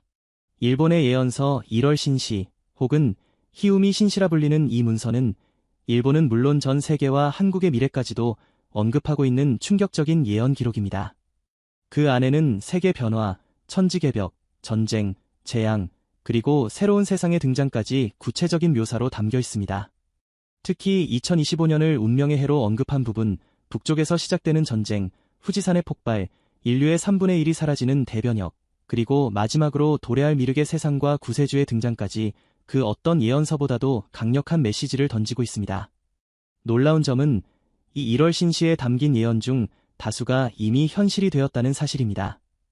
2차 세계대전의 패전, 도쿄의 파괴, 자연재해의 증가, 감염병의 확산 등 적중률이 매우 높다는 평가도 받고 있습니다. 더 주목할 점은 이 예언서에서 언급되는 미래의 중심국가 중 하나가 바로 한국, 한반도, 대한민국이라는 점입니다. 일본의 신비한 기록 속에 한국의 구군과 미래, 그리고 구원의 열쇠가 암시되어 있다는 주장이 제기되고 있는 것입니다. 과연 이 문서의 정체는 무엇이며 그 안에 담긴 한반도에 대한 예언은 어떤 의미를 담고 있는 것일까요? 그리고 세계의 종말과 새로운 빛의 시대, 그 전환점에 우리가 서 있다면 우리는 어떤 선택을 해야 할까요? 오늘 우리는 1월 신시의 기록을 하나하나 살펴보며 그 속에 담긴 예언의 정확도와 한국에 대한 암시를 중심으로 깊이 있는 분석을 시작해보려 합니다. 일본의 예언서 1월 신시 혹은 히우미 신시로 알려진 이 문서는 계시와 예언이 혼합된 독특한 형식의 예언서로 알려져 있습니다. 그 기록은 신비한 계시 현상을 통해 생성되었으며 그 중심에 있는 인물이 바로 오카모토 텐메이라는 인물입니다. 오카모토 텐메이는 원래 화가이자 신전연구가로 활동하던 인물로 어릴 때부터 비범한 예지력을 지녔다고 전해집니다. 그는 신령의 모습을 직접 보았고 그들의 목소리를 들었다고 증언하였습니다. 그의 생애에서 가장 결정적인 전환점은 1944년 제2차 세계대전이 막바지로 치닫던 해에 일어났습니다. 당시 도쿄 하라주쿠에서는 풍치라는 고대 점술 실험이 진행되고 있었고, 이 실험에 오카모토 텐메이는 주도적 역할로 참여하게 됩니다. 풍치란 고대 중국에서 전해진 것으로 알려진 신령과의 소통 방법으로 나뭇가지로 모래 위에 글자를 써서 신의 뜻을 읽어내는 일종의 자동 기술이었습니다. 이 자리에는 일본의 슈사이 교육회 소속 역사 연구자들과 군 관계자들, 그리고 육군 소장까지 참여하고 있었으며 국군의 향방과 세계 정세의 흐름을 알아보기 위한 시도로 진행되었습니다. 이 풍치 실험 도중 텐메이에게 강력한 영적 접촉이 일어났고, 이후 그는 무의식 상태에서 손이 저절로 움직이며 글자를 써내려가는 자동기술 능력을 얻었다고 기록되어 있습니다. 이 현상을 시작으로 오카모토 텐메이는 자신도 인지하지 못한 채 한 글자씩 게시를 받아 적기 시작했고, 그 기록이 바로 히우미 신시 또는 1월 신시의 시작이었습니다. 이 예언의 원천은 오오쿠니 노토코타치, 즉 국상립존이라 불리는 고대 일본 신화 속의 최고신으로 알려져 있습니다. 그는 일본 신화에서 천지개벽을 주관한 창세신이며 양기만을 받아 태어난 순수한 남성신으로 설명됩니다. 텐메이는 약 17년 동안 이 신의 계시를 받아 문서로 기록했으며 그 결과는 총 39권에 달하는 방대한 분량으로 남겨졌습니다. 이 예언 문서들은 독특한 기호, 숫자, 도형, 상징적 그림 등으로 구성되어 해독 자체가 매우 어려웠습니다. 텐메이 본인조차 처음에는 자신이 쓴 글을 전혀 이해하지 못했으나 후에 동료 연구자들과 함께 오랜 시간에 걸쳐 해독을 시도하였고, 그의 사망 이후 그의 아내와 제자들이 지속적으로 작업을 이어간 결과 예언의 상당 부분이 해석되기에 이르렀습니다. 1월 신시는 그 이름처럼 해와 달, 즉 천체의 순환과 자연의 질서를 상징하며 그것이 인간 운명의 흐름, 구군의 부침, 전 세계의 질서 재편과도 맞물려 있다는 철학적 메시지를 담고 있습니다. 특히 이 예언서는 세계의 대변혁과 인류 전체의 운명, 그리고 머지않은 미래에 펼쳐질 빛과 어둠의 충돌을 예고하고 있어 많은 연구자들로부터 예언의 계시록이라 불리고 있습니다. 그리고 그 중심에는 인간이 도달해야 할 영적 목표와 신의 계시를 이해하려는 계몽의 메시지가 자리하고 있습니다. 텐메이는 자신이 받은 계시를 인류를 향한 영적 경고이자 하늘의 뜻이라 여겼고, 이 문서들을 통해 당시의 일본, 그리고 전 세계와 한반도, 즉 한국의 국운 변화까지도 담아내고자 했던 것으로 보입니다.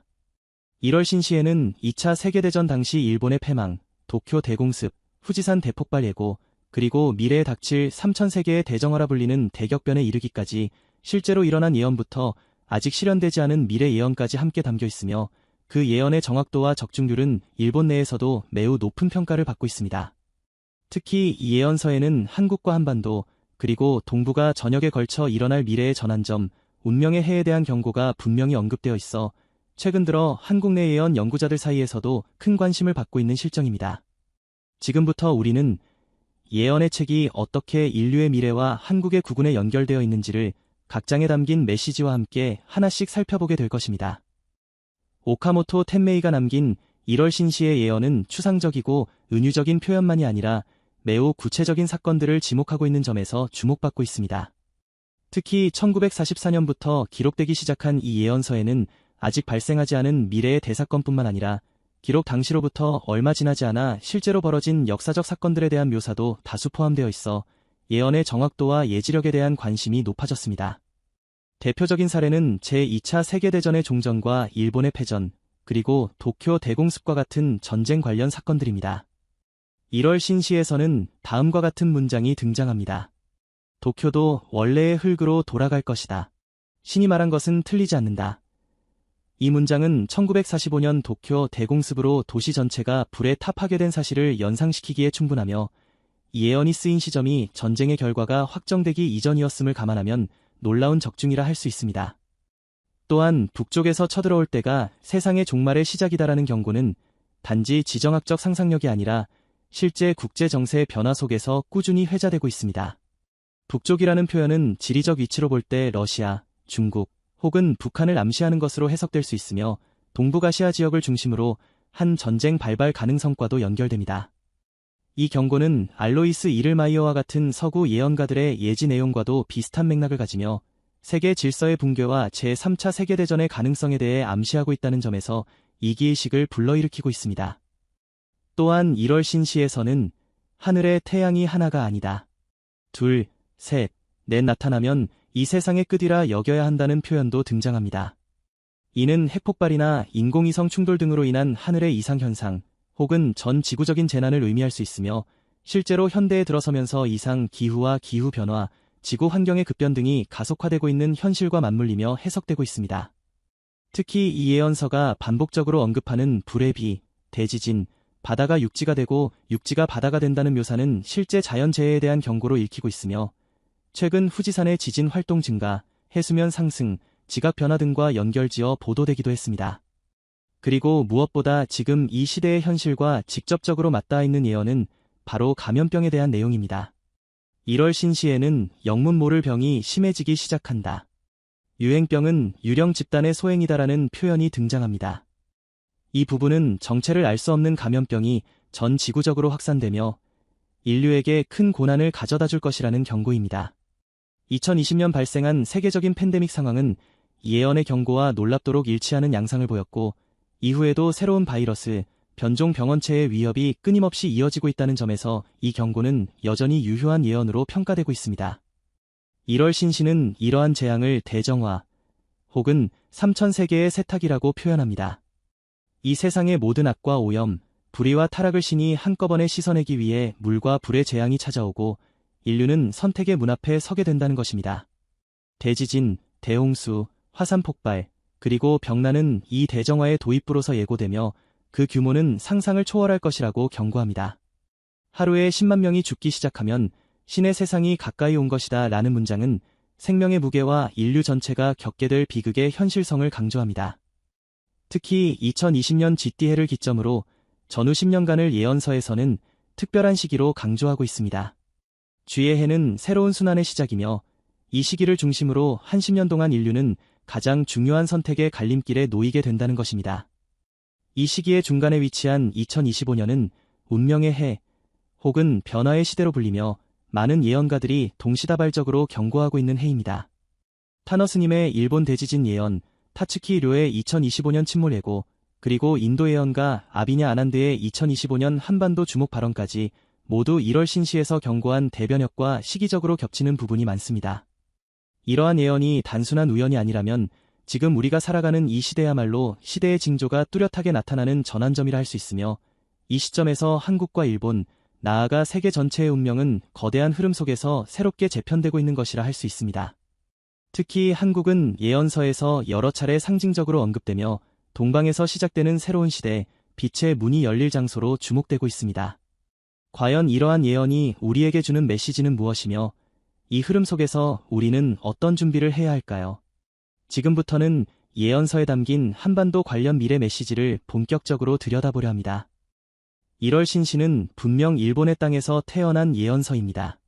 하지만 그 속을 들여다보면 일본에 국한되지 않고 세계 전역, 그리고 동북아시아 중심 국가로 떠오르고 있는 한반도에 대한 암시가 곳곳에 포함되어 있습니다. 예언 속에는 직접적인 한국이라는 명시는 드물지만 동쪽의 땅, 신의 기운이 응집된 중심, 세계를 잇는 영적 달이라는 표현들이 등장하며 이를 한반도와 연결지어 해석하는 연구자들이 많습니다. 특히 국상립존, 즉 오오쿠니 노토코타치가 등장하는 장면은 매우 상징적입니다. 그는 일본 신화에서 처음 등장한 신으로 천지를 개벽하고 세계를 정비한 창조신으로 묘사됩니다. 예언서에서는 이 신이 히우미 문자로 된 고대의 계시를 통해 텐메이에게 명령을 내리는 장면이 자주 등장하며 그 언어 체계가 고대 한글의 구성과 유사하다는 학설도 제기되었습니다. 이는 일본의 고대 문자 일부가 한반도에서 유래되었을 가능성, 즉 문화적 근원의 연결고리를 시사하는 부분으로 받아들여지고 있으며 일본 예언서에서 한국의 정체성을 암묵적으로 인정하고 있는 단서로 해석되기도 합니다. 이러한 분석을 바탕으로 1월 신시는 한반도가 역사적 뿌리, 미래의 변화가 시작될 장소, 새로운 국운이 솟아오를 출발점으로 등장한다고 보는 시각이 늘고 있습니다. 예언서의 표현 중 3000세계가 하나로 뒤섞일 때 빛의 중심에서 새로운 왕이 등장한다는 문장은 특히 주목됩니다. 여기서 3000세계는 전 세계를 의미하며 빛의 중심이라는 상징은 한국의 지정학적 위치와 최근 국제사회에서의 역할 강화와 맞물려 해석됩니다. 실제로 대한민국은 짧은 역사 안에서 눈부신 경제성장, 문화 확산, 기술 발전을 이루어내며 국제사회에서 그 영향력을 키워왔습니다. 1월 신시는 세상이 크게 뒤집힌 뒤 남은 3분의 1이 새로운 시대의 기둥이 된다고 예고하며 재난과 대변역 이후 살아남는 선택받은 집단이 신의 의지를 이행하게 될 것이라 말합니다. 바로 이 지점에서 한반도는 세계 변화의 핵심 축으로서의 가능성을 지니게 됩니다. 고대부터 수많은 예언에서 동방을 주목한 이유는 단순히 위치의 상징성 때문이 아닙니다. 정신적 가치와 영적 균형을 회복할 수 있는 장소로서의 역할이 부여된 곳이 바로 동방이며 그 중심에 한민족의 혼이 살아있는 한반도가 놓여있는 것입니다. 1월 신시는 신의 나라, 빛의 땅, 신민의 몸에서 빛이 나게 된다는 표현을 통해 미래에는 한나라 혹은 하나의 영적 중심이 세계의 질서를 새롭게 구축하게 될 것이라고 전합니다. 그 중심이 일본이 될지 아니면 더 큰 영적 각성을 이룬 곳이 될지는 단정지어 말하지 않지만 다른 신의 언어로 해석될 때 진정한 신의 뜻이 드러난다는 구절은 매우 의미심장합니다. 이는 예언서의 메시지가 일본 내부 해석만으로는 온전히 드러나지 않으며 외부로부터의 해석, 특히 한국어를 중심으로 한 고대 문자나 사상의 재조명 없이는 본질에 도달할 수 없다는 뜻으로도 받아들여집니다. 특히 세상의 마지막 고개를 넘을 때 뜻밖의 자가 나와 세상을 밝히리라는 부분은 많은 예언 연구자들이 한국에서 등장할 새로운 지도자 혹은 구세주의 가능성을 암시한다고 보았습니다. 이는 동양의 예언뿐 아니라 서양 예언서에서도 공통적으로 등장하는 구원자의 출현 시기와도 맞아떨어집니다.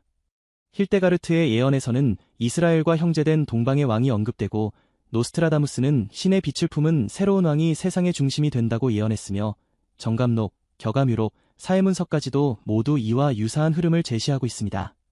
결국 1월 신시에서의 구세주 출현 예언은 단독으로 존재하는 것이 아니라 전 세계 예언서들과 놀라운 일치를 보이며 그 실현 장소로 한반도를 연결짓는 강력한 연결고리를 형성하고 있는 것입니다. 또한 예언서에서는 세 가지 도가 하나로 합쳐진다는 표현도 등장합니다. 이는 유교, 불교, 도교의 사상적 통합을 의미하는 것이며 실질적으로 한국은 이 세 가지 사상이 공존하고 융합된 독특한 정신세계를 유지하고 있는 나라입니다. 이는 구원자가 등장하기 적합한 토대가 한국에 이미 존재하고 있다는 뜻으로 해석될 수 있으며 그만큼 한반도가 새로운 질서의 주역으로 선택될 수 있는 영적, 문화적 기반을 갖추고 있음을 의미합니다. 국운 변화라는 것은 단지 경제적 번영이나 정치적 안정만을 뜻하지 않습니다.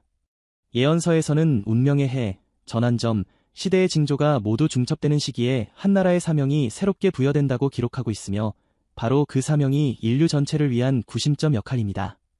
대한민국이 가진 역사적 경험, 분단과 갈등, 그리고 끊임없는 통일의 염원은 인류 전체가 직면한 분열과 갈등을 극복하는 데 중요한 영적 메시지를 제공할 수 있습니다.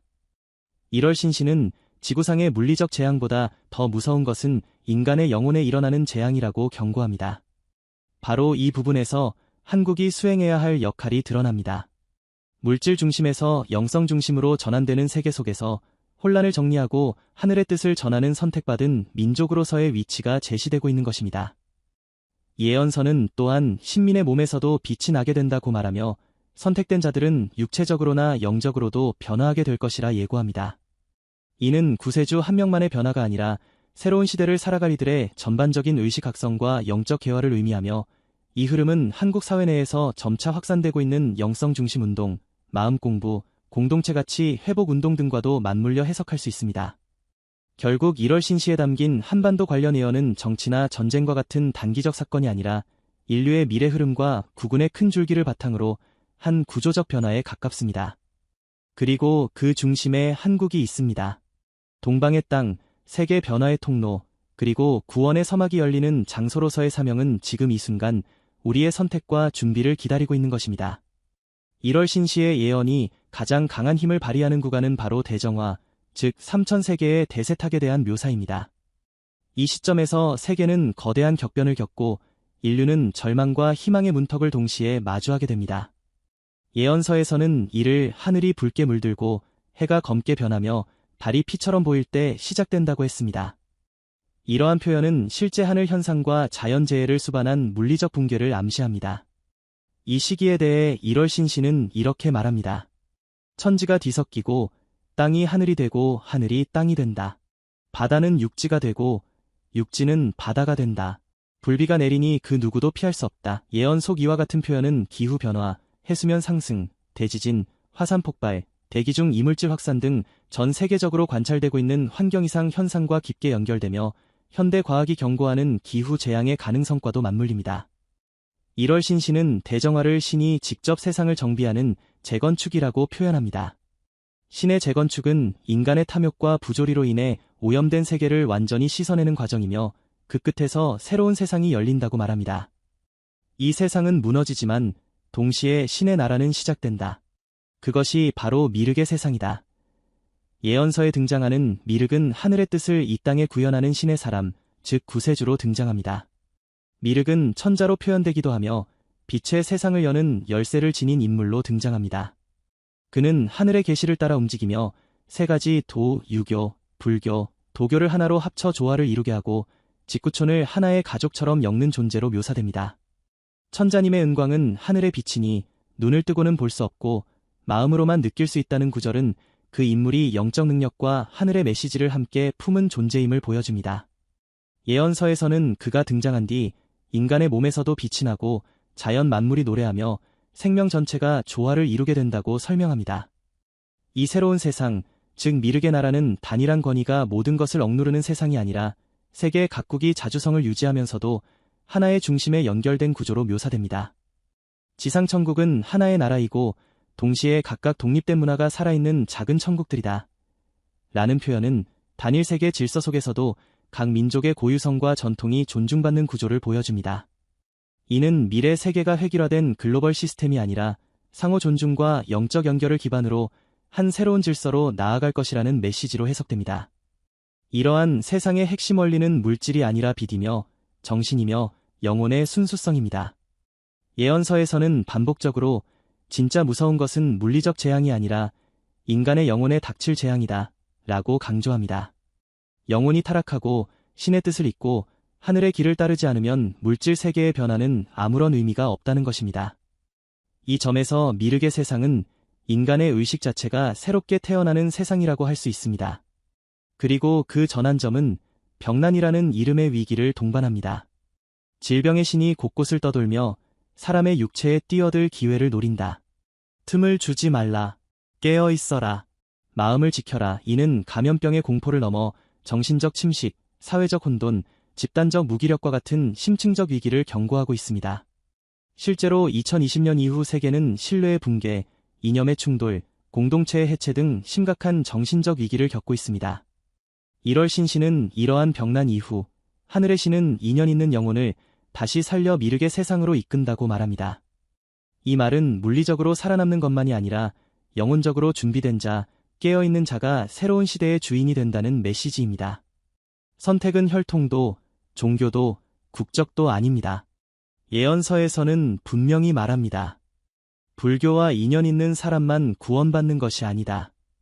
기독교, 신도, 알라신의 믿음을 가진 자만 구원받는 것도 아니다. 하늘의 신과 진심으로 연결된 사람, 모든 사람에게 길은 열려 있다. 이는 포용과 통합의 정신을 상징하며 종교와 사상을 초월한 신의 진심을 이해하고 받아들이는 자만이 빛의 세계로 들어갈 수 있음을 말합니다. 이 대정화 이후에는 지상의 모든 것이 다시 설계된다. 초목이 노래하고 동물이 춤추며 인간의 말에서 빛이 나고 하늘과 땅이 하나로 이어진다는 구절처럼 인간과 자연, 영혼과 물질이 모두 조화롭게 공존하는 신의 나라가 열린다고 합니다. 그리고 그 중심에는 한 명의 왕, 즉 천자님이 존재하며 그는 하늘의 뜻을 세상에 밝히고 삼천세계를 연결하며 구세주로서의 역할을 수행합니다. 1월 신시의 구도는 파괴와 재건, 죽음과 부활, 끝과 시작이 하나의 흐름 속에서 연결된 구조입니다.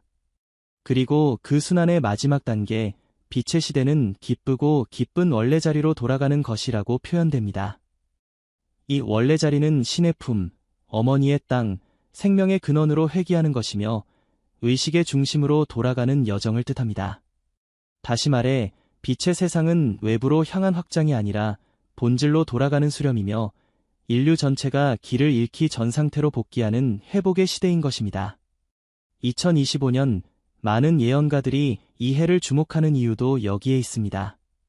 대정화의 조짐이 이미 나타나고 있으며 인간의 선택이 절정에 이르고 구세주의 준비가 마무리되는 시기로 해석되기 때문입니다. 1월 신시는 분명히 말합니다. 큰 고개를 넘기 전 마지막 기회가 온다. 그때 깨어있는 자는 빛의 길을 보게 될 것이다. 지금 우리는 그 문턱에 서 있는 것입니다. 1월 신시가 흥미로운 것은 그것이 단독으로 존재하는 예언서가 아니기 때문입니다. 이 문서는 일본이라는 특정 국가에서 나온 것이지만 그 안에 담긴 계시와 경고는 전 세계 예언가들이 말한 미래상과 놀라운 일치를 보이고 있습니다. 역사적으로 신의 메시지를 받은 사람들은 국적이나 종교, 문화권을 초월해 인류의 흐름을 예지해왔으며 그 흐름은 시대가 다르고 표현 방식이 달라도 결국 같은 방향을 가리키고 있다는 공통점을 보여줍니다. 특히 1월 신시가 강조한 북쪽에서의 침입, 대지진, 감염병, 대정화, 그리고 구세주의 등장이라는 테마는 다른 예언서들에서도 반복적으로 등장하는 핵심 주제입니다. 예를 들어 독일의 예언가 알로이스 이를마이어는 제3차 세계대전의 시작을 러시아의 유럽 침공으로 묘사하였으며 이는 1월 신시에서 북쪽으로부터 전쟁이 시작된다고 경고한 내용과 정확히 맞아떨어집니다. 이를마이어의 예언은 대규모 난민 사태, 경제적 붕괴, 도시의 붕괴 등 지금 세계가 겪고 있는 국제 정세와도 긴밀하게 연결되고 있습니다. 그는 제3차 세계대전이 시작되기 직전 하늘에서 유령 같은 안개가 내려 사람을 숨막히게 만들 것이라고 예언했는데 이것은 화학무기 혹은 대기 중 독성물질과 관련된 전쟁 양상을 예고한 것으로 해석되며 1월 신시에서 말한 하늘이 피로 물들고 태양이 여러 개로 보인다는 표현과도 매우 유사한 맥락을 갖습니다. 또한 타너스님의 예언에서도 일본의 대지진과 침몰이 강하게 언급되는데 이는 1월 신시에 바다가 육지가 되고 육지가 바다가 된다는 표현과 일치합니다. 후지산의 폭발, 도쿄의 붕괴, 새로운 질서의 등장이라는 흐름은 아시아권 예언서 전반에서 반복되는 주요 구조이며 이는 시대 흐름의 예지적 정점에 가까운 내용으로 받아들여지고 있습니다. 미국의 영매 앤드류 잭슨 데이비스는 태평양 지진대의 활동이 격렬해질 것이며 일본과 미국 서부 해안에서 거대한 쓰나미가 발생한다고 예언한 바 있습니다.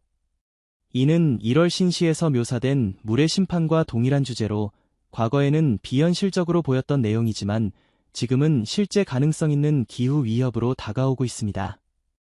헬레나 블라바츠키는 대서양 문명이 무너지고 아시아에서 새로운 영적 문명이 일어날 것을 예언했습니다. 그녀는 새로운 세계의 지도자는 고대의 빛을 품은 자가 될 것이며 그의 등장은 기존 문명 질서의 붕괴 이후 나타날 것이라고 말했습니다.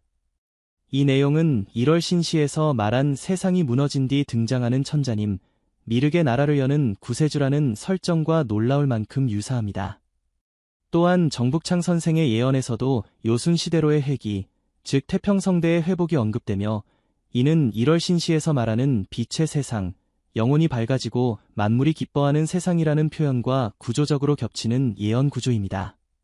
사해문서에서도 2명의 메시아가 등장한다고 기록되어 있으며 그중 하나는 동방에서 온 메시아로 인류를 구원할 자라고 설명되어 있습니다. 이 동방의 구원자는 단지 이스라엘을 위한 인물이 아니라 전 세계 영혼을 정화시키는 역할을 하게 된다고 하였으며 이는 1월 신시가 말한 3000세계의 인민을 이끄는 한 명의 왕과 동일한 이미지를 떠오르게 합니다. 예언서에서 반복되는 또 하나의 키워드는 병난입니다.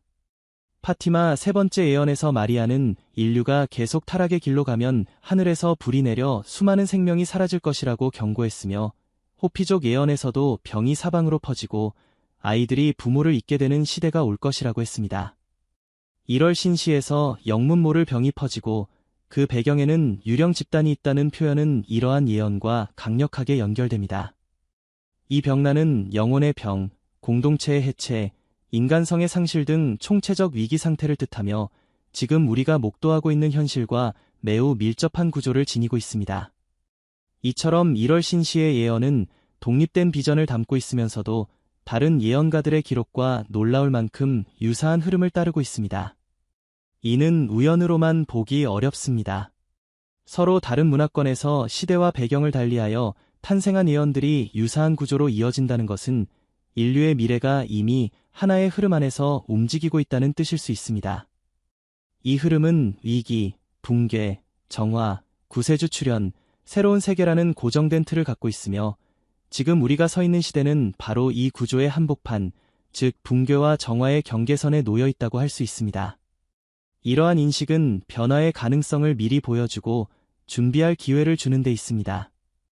1월 신시를 비롯한 전 세계 예언서들이 지금 시점에서 다시 조명되는 이유는 그 메시지들이 현 시대의 전조 현상들과 직접적으로 연결되기 때문이며, 각 민족과 개인이 이 흐름 속에서 자신이 할 수 있는 선택을 고민해야 한다는 일종의 계시적 요청일 수 있습니다. 예언은 결정된 미래가 아니라 조건부 경고이기도 합니다. 이 흐름을 읽고 준비하는 이들은 새로운 시대의 주인이 될 수 있으며, 구세주의 등장이 상징하는 것은 초월적 존재의 개입일 수도 있지만, 동시에 인간 내면의 깨어남, 공동체의 재구성, 하늘의 뜻을 따르려는 각성된 인간의 출현을 의미할 수도 있습니다. 결국 모든 예언의 방향은 동일합니다. 지금은 인류의 운명을 가르는 전환의 시대이며, 이 시기를 어떻게 통과하느냐에 따라 새로운 세계가 어떤 모습으로 열릴지가 결정된다는 것입니다. 1월 신시는 예언서임과 동시에 질문서이기도 합니다. 그것은 인류에게 무엇을 선택할 것인가를 끊임없이 묻는 메시지의 연속입니다. 예언은 정답을 주는 것이 아니라 길을 가리키는 표지판입니다. 그리고 지금 이 시대, 2025년을 앞둔 우리는 그 길목에 서 있습니다. 예언서가 경고하는 대재앙의 전조는 이미 우리 눈앞에서 일어나고 있습니다. 지구 곳곳에서 이어지는 지진, 홍수, 산불, 전염병, 그리고 국가 간의 분열과 갈등은 더 이상 우연이나 자연스러운 사회 변화로 치부할 수 없는 수준입니다. 사람들은 점점 더 깊은 불신 속에서 살아가고 있고, 공동체는 해체되고 있으며, 정신적 혼란은 이전 어느 시대보다도 짙은 그림자를 드리우고 있습니다. 1월 신시는 이 상태를 세상의 어둠이라 불렀고, 그것은 인간 내부의 문제, 즉 영혼의 방향을 잃은 상태를 가리킨다고 말합니다. 그리고 바로 이 지점에서 우리에게 가장 중요한 질문이 던져집니다. 우리는 어디로 가고 있는가? 우리는 이 시대의 혼란을 단지 견디는 것으로 그칠 것인가? 아니면 그 너머를 바라보고 준비할 것인가? 이 물음에 대한 해답은 결국 선택이라는 단어에 있습니다. 예언서에 반복적으로 등장하는 개념이 선택받은 자, 신의 뜻을 아는 자, 영혼의 각성자입니다. 이들은 특권층이나 특정 종교의 신자가 아니라 시대의 흐름을 인지하고 자신과 공동체, 그리고 하늘과의 연결을 회복한 사람들입니다. 1월 신시에서 신은 반복적으로 말합니다. 신을 믿는다고 말로 떠드는 자가 아니라 신의 뜻을 행동으로 실천하는 자가 빛의 시대에 남게 될 것이다. 이는 오늘날의 우리에게 강한 울림을 주는 메시지입니다. 지금의 삶 속에서 하늘의 뜻을 실천하는 태도가 요구된다는 것입니다. 하늘의 뜻이란 거창한 것이 아닙니다. 예언서에서는 그것을 진실하게 살고 타인을 돕고 자신의 탐욕을 다스리는 것이라고 정의합니다. 바로 이러한 작은 실천들이 모여 새로운 시대의 토대가 되고 구세주가 등장하는 환경을 만들어낸다고 말합니다.